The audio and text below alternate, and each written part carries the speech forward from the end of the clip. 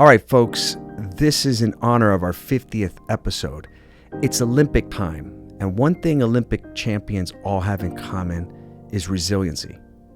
Over the course of the past 50 episodes, we have interviewed so many smart and remarkable people, but one thing they all have in common is that they're all very, very resilient. The following episode is a quick whip around of some of the stories and the resiliency of our guests and things that they've overcome to be successful like a true Olympic champion.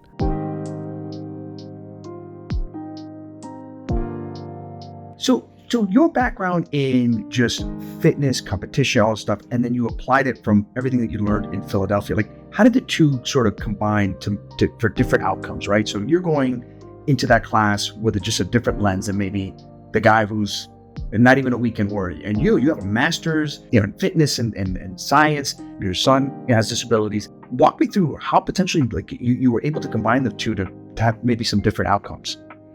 Well, that's a good point, because I did have a different outlook at it. And the thing that resonated with me most was the potential. The more I saw their outcomes on their research, I was just blown away, because I just, when I saw Michael's first CAT scan of the amount of brain damage in his brain, it just looked like a forest fire, 75% burnt. Wow. That's what it looked like. And the neurologist, two neurologists actually told me, institutionalize him. There's nothing you can do. He's not going to feed himself. He can't talk. He won't walk. He won't do anything. Trust the experts, right? Famous last word. Exactly. So they told me that. And, I was there alone. His mom was at home. She didn't hear about this. So I'm hearing it for the first time. This is 6 weeks after his birth. Wow. Because he was in there for an ear infection. Different doctors who evaluated him, not the one that brought him into the world. And I thought, when you hear something like that, I'm a cop.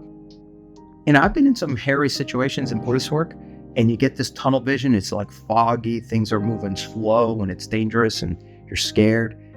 I had that then, and it wasn't dangerous or scary, but it just was slow moving. It was kind of foggy, and neurologists, and all I'm hearing is blah, blah, blah, blah, blah, blah, blah, blah. After I heard all of this brain damage and I saw it, and the one neurologist saying, institutionalize them, there's really no hope. You're not going to be able to live a normal life. If you try to take this on, your life will just be on stop. Right.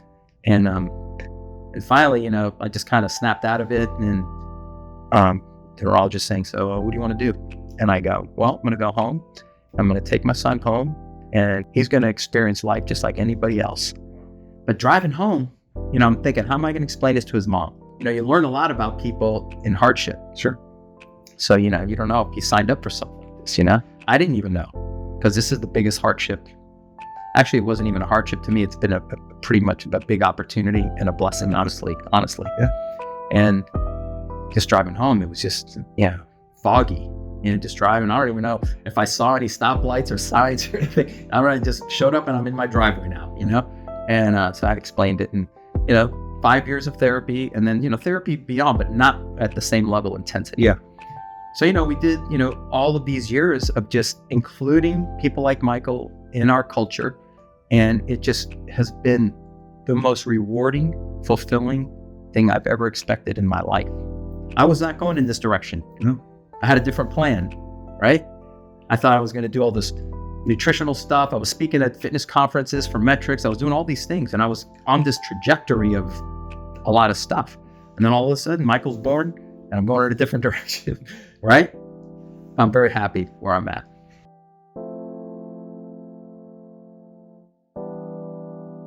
What was it like playing for Shula, a legend? I'm very close. Well, he's passed away now a couple of years, and he was truly a great man. He was very difficult to deal with if it was contrary to the team. Mm-hmm. But he was a friend on all other matters. He was a decent human being. He had high expectations, and he was very quick to be critical. There was no slide. There was no slide around him. You couldn't express your opinion. It was a very military model. As I understand it from the book, Shula wasn't a big fan of you going back to law school, right? Shula was only prioritized the football. Yeah. And of course he's thinking, that's got to hurt his stamina. That's got to hurt his dedication or his concentration or any number of things. Who knows what he was saying, but to demonstrate how great a man he was, he immediately, without blinking an eye, said, that's a wonderful thing. You have my full blessing. I'm really happy you're doing something to take care of a career after football. But you have to understand my position. I'm the head coach here, and a lot of people are relying on you to make it through the year. We have to come to an understanding, or I'm not going to be able to work with you. What is a coach? If I see you're letting down, you're not able to compete, you're not able to compete at the level that I was, well, that's the punchline. So when I asked you to take a leave of absence from law school, I shook his hand and said, yes, that's fine. That's acceptable. So, strikes me as a guy like you, that's an extra challenge, right? You knew there was a challenge of playing football, going to law school. Now that this man who you love challenged you, it probably pushed you harder. I was a 4-time Pro Bowler. I went to the Pro Bowl, but there was one Pro Bowl where you're the top guard in the league, and that was that year. That year, wow. The first year, I was the top offensive lineman, right guard for the year.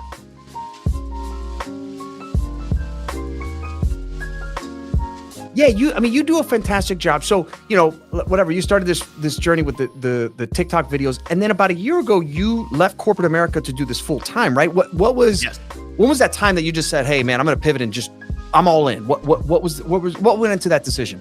Well, basically, I dabbled in it a little bit about a year and a half previous to that, and just like doing anything entrepreneurship, it's like, look, if you're going to jump in, you got to jump in. You can't just stick your toe in.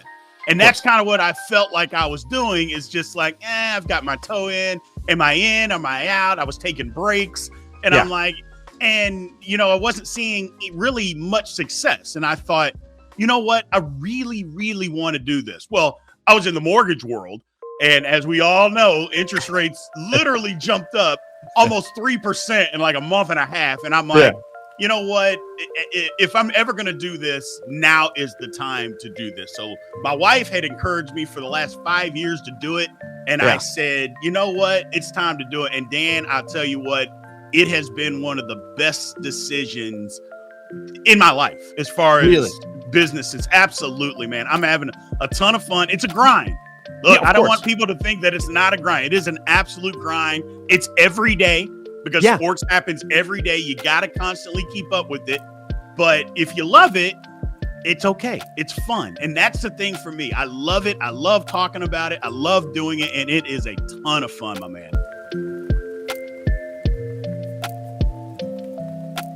One of the guys that you post a lot about is Anthony Bourdain. Oh, yeah. And man. so you were a big fan. Is he time. a big influence on you? Met him before, too. I met him in Club Deuce. I was probably Club about, Deuce, which is Club a great Deuce. bar. Awesome bar, a great bar. Still a great bar. One of the only bars that's still around. And it's really. been there, what, 100 years? No, not almost. Yeah. It's probably been there 70-something years, I can imagine. I can't remember. It's a great old bar. bar. It is. It's just like, where Tobacco Road used to be and all that stuff. You can find all different forms of life in there. Yeah. And I remember one night being in there, going out, and this was early 90s, late 80s, and he wasn't huge back then. Right. But he was, I knew who he was. Yeah. Like Thomas Keller and Marco Pierre White. Yeah. I followed chefs. Okay. That's so you've always had this little food bug in you. Like my favorite chef, I love Bourdain, but my favorite chef is Marco Pierre White. And Marco Pierre White taught Gordon Ramsay. Actually made him cry in the corner. Really? Yeah, no, this guy's the original rock star chef. And he's such a rock star that he had a 3 Michelin star rating in Europe and gave it back because they go, why are you giving it back? This is gold. It follows you around wherever you go. He goes, I don't want it. I'm like, why? He goes, I don't need a tire company grading my food. Wow. So he basically, he doesn't give a shit. Yeah, he doesn't give a shit. Yeah. And that's basically what it was. And Bourdain was the same kind of way. But when I met him there, it was 2-3 o'clock in the morning. Just like 2 people at the bar, and he's this tall, lanky dude smoking cigarettes, drinking a scotch. And I sit down, and I go, "Anybody seen?" He goes, "Nah." Look at him. I'm like, I noticed his tattoo, and I go, "You went to CIA, didn't you?" And he goes, "Yeah." And I go, "Are you Anthony Bourdain?" He goes, "Yeah." I go, "You, Le Hellas, your brasserie?" He goes, yeah. He goes, I go, man, pleasure to meet you. He goes, hey, good to meet you too. You know, he He's wasn't a good like, dude. He wasn't on TV and stuff. Yeah. Had a cocktail with him, very nice guy. And he was a big influence after that because I admired the way he had a perspective of life. Yes. But he was an insanely good chef. Insanely good. Read Kitchen Confidential. You know, it's on my to-do list. You gotta read I love this. him. I think it will bum me out because I'm sad he's gone. It's not a bum me out type of book. No, not at all. Of course not. You But know, like it is Roadrunner on the my- movie, have you seen the Dude, movie? it was horrible. I mean, It's tearing your heart out. it's tearing your heart out that guy passed. But these guys, if you look at this and these kind of things, is I get a rush. I'm already jumping around. I can't. People look at me and think I'm on drugs or something. yeah. I look like this because I'm catering 20 hours a day and I sleep 4 or maybe 2. Yeah. You know, and Red Bull's my friend. You know, so it's like in this business is rampant with that stuff. Right. You know, he had big drug problems. Yeah. He had all this kind of you pressure. keep on top weird of him. hours. Oh man, pressure cooking. The people you're working with, it's the biggest backstabbing business in the Really? world. Oh, Why? God. Because A lot of theft, right? Oh, theft is ridiculous. Yeah, you turn your back, you can turn around one time and have a huge amount of your inventory gone when your eyes closed. That's terrible. Now it's a little bit easier to control because of surveillance and all the yeah, other yeah, stuff. yeah. I mean, but the problem with it is that a lot of the people now don't want to work, and this is a very hard, difficult industry. It's not. Don't get me wrong. It's not like I did the office thing for many years, but man, you know, 5 o'clock in the morning, you're there. Yeah, okay, man. boom. It's a grind. It's military. It's drill. Yeah. And if you don't do it right, and I'm late an hour, the food can be awesome, but you're going to be pissed.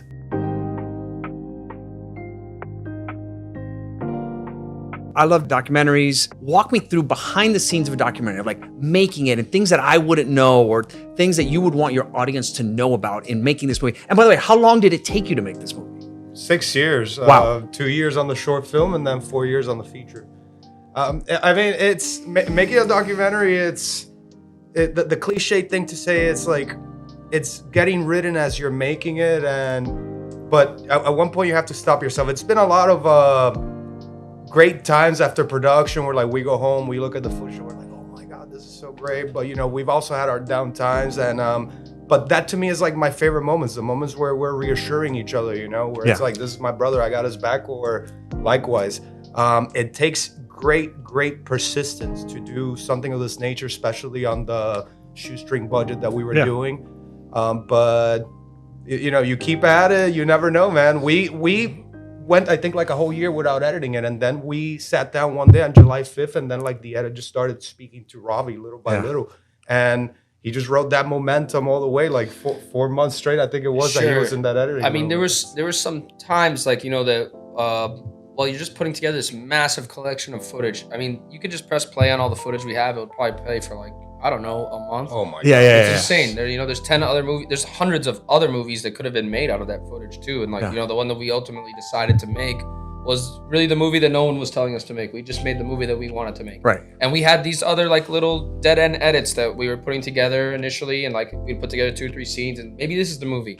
We had written it one way. No, it didn't jive. We did it again another way. Didn't really jive. And so it's kind of like, you know, I come from a music background. It's songwriting, you know, and like it has to speak to you in that way. And ultimately we had to find what our flow was and then follow that. It was like an intuitive thing, all from the gut.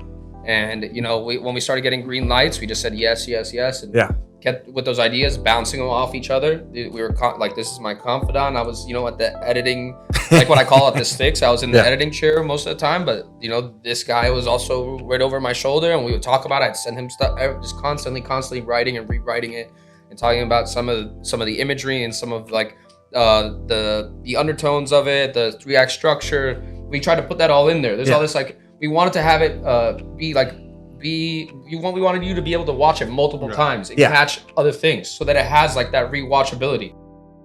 Then after that, in November, we had a fundraiser.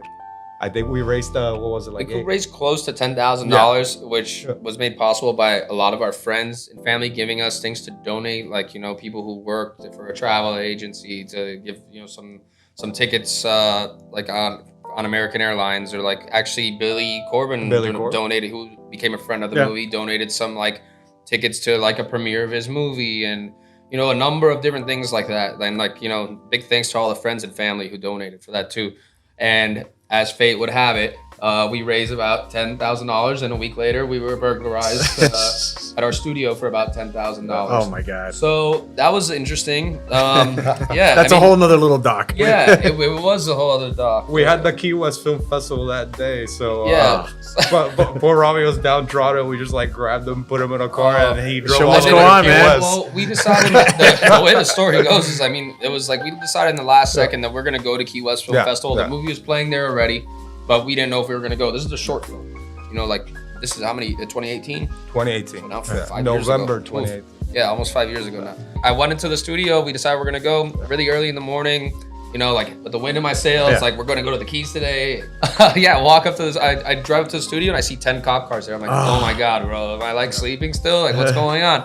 Park my car up. I run into the back of the studio, and our door was kicked in, and all of our things were gone. Anything that was worth anything, pretty much. Our computers, our projector, cameras. The only thing that they didn't take that was like an electronic was our one big hard drive that for some reason he did not take, and there were no other backups. They were all in the studio, you got which lucky, was man. a really good lesson to learn. Yeah. It would have been a worse lesson if they took it.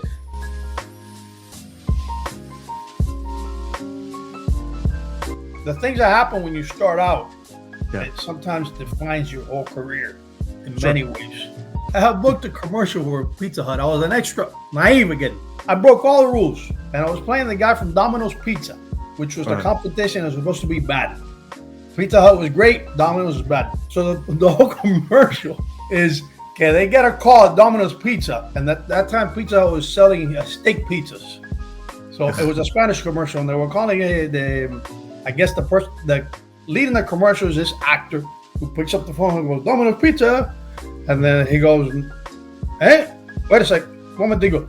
And he turns around, he says, and I'm in the back sweeping, and he says, tenemos pizza, viste? That's it. Tenemos pizza, viste? Because they didn't have steak pizza Domino's. The guy says, tenemos pizza, viste? And I'm sweeping as an extra. I'm an extra in the commercial. I'm sweeping. I go, no. I didn't have any lines. I wasn't supposed to say no. Because the moment you speak, you got to get upgraded. They got to pay you. You get residuals. All that stuff that I was, as an extra in the background. I was just background. Direct cut. You can't speak. The guy says, you can't speak. Like, oh, okay, sorry. The guy comes back and he goes, actually, they want you to say the no. Because in commercials, the client, that's the person that's running the commercial. It's not really the director. The director's making sure that it looks good, that the acting is good. But when it comes to dialogue and stuff like that, it's like the client is the company that's paying for the commercial. Well, I like the idea that I said no, and these commercials that have tons of money. So they go, no, you can say no. So I got upgraded. Perfect. Boom. We're talking out of place. I got upgraded. While I was doing that commercial, I overheard a conversation with these two men sitting in a lobby, and the guy is talking about, porque la película, the movie that I'm gonna be shooting soon, blah blah blah. We're gonna shoot it here in Miami. We're shooting, and I'm like, what? You're shooting? I'm listening. You're shooting in Miami. I went to the car. I grabbed this little demo tape that I had put together with two VCRs. So I had that in my hand. I go, excuse me. I overheard the conversation that you're shooting a movie. And I get, no, here's my demo reel. I would love to be able to audition for you. Like, okay, sure. So I gave him the demo, and he goes, okay, we'll give you a call. I go, mira, I'm in the process of moving. I made this up on the spot. I'm in the process of moving. So I'm going to be changing my phone. Is it possible that you give me your phone? Back then, people weren't giving emails. Of course, right. Now they would give you your email or Instagram or whatever. Yeah. Is it possible that you give me your phone number so I can call you? And so I'll give you my new number at that point. That way you can reach me. So he was on the spot. He goes, oh, okay, take it on the number. I called him. He says, well, call me like in a month. I called him in a month ago. He goes, yeah, I know the money hasn't come in yet. I thought he was giving me the runaround. Right. Oh, yeah, I'll call you next month. I said, I called them every month for 6 months, religiously. Oh, yeah, buenas. Manuel, the guy's name was Manuel. I'm checking in. I had no idea what the movie's about, who was in it, it was any good, if he was any good, none of that. Now you do research. 6 months later, he goes, yeah, hey, what good news? He goes, the money finally came in. We're doing the movie. I go, great. When can I audition? He goes, no, that's okay. I pretty much know what you can do now. I'm talking to me every month. So it ends up that the movie stars Philip Michael Thomas. Yeah, man. Miami Vice. And I play his rookie partner. No shit. I'm a cop. I'm his rookie partner. That's your dream. Your dream. Looking back to Miami Vice, you're cracking. I made it. Hey, fucking Dubs, yeah. I made it. Your story that's come out big time in that, again, I'll go use the word resilient. Just resilient, you get after it, and then people see it. I mean, that it's a great lesson for any young person in their profession. And no job is too small or too big. You want your opportunity, you got to keep pushing and pressing, and it led to your success. Like when times are tough, and this is what I tell young people, if this is really their passion, whatever they want to do, and to look back and you start seeing that things that in your life seem out of order, or they make no sense. If it's meant to be, it all connects. This might sound a little spiritual or whatever, but it comes together. I hope you enjoy this episode. Take care.